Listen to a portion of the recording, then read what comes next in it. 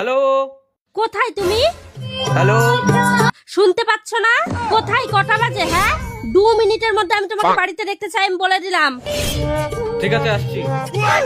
A few moments later.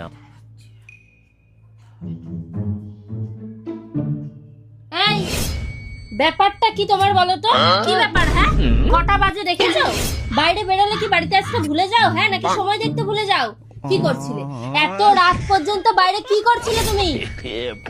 ইয়ংস্টার ক্লাবে function হচ্ছিল, তো ওটাই দেখছিলাম। ফাংশন?